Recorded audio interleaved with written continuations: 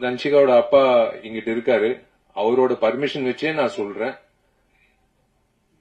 நான் ஆக்சுவலா இந்த யோகிடா ஃபங்க்ஷனை பயன்படுத்திக்கிட்டு நான் என்னோட பர்சனல் விஷயம் நான் பேசக்கூடாது. பட் இருந்தாலும் தோ இருக்கே என்னோட சோல்மேட் தன்ஷிகா, இதுக்கு மேல நாங்க மூடி மறைக்க விருப்பப்படல.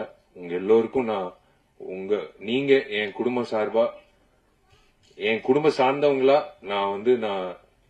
நான் உணர்ந்து நான் உங்ககிட்ட வெளிப்படையா சொல்றேன். ஆமா, நான் தன்ஷிகாவை முழுமையா லவ் பண்றேன். நான் தன்ஷிகாவை தான் நான் கல்யாணம் பண்ணிக்க போறேன். உங்க எல்லாருக்கும் அழைப்பு வரும். நீங்க எல்லாரும் வரணும். நீங்க எல்லாரும் எங்களை வாழ்த்தணும்.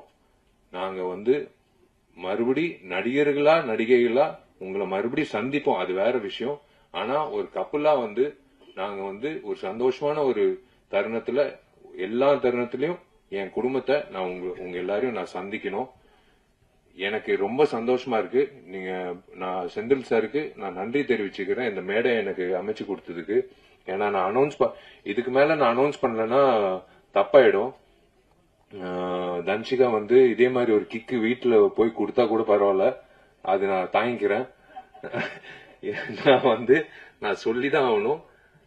S, again I'm saying I am totally in love with Dhanshika. நான் தன்ஷிகாவை நல்லா பார்த்துப்பேன். நான் தன்ஷிகாவை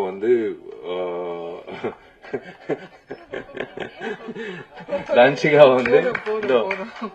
வந்துருச்சு பாத்தீங்களா? நான் என்ன சொன்னேன்? சண்டை போடாதேன்னு சொன்னேன். இப்ப பாருங்க, நல்ல வேலை கிக் கொடுக்காம நேரா நிப்பாட்டிட்டா. திருமண தேதி ஆகஸ்ட் 29ன்னு பிளான் பண்ணிருக்கோம். அது என் பிறந்த நாள்.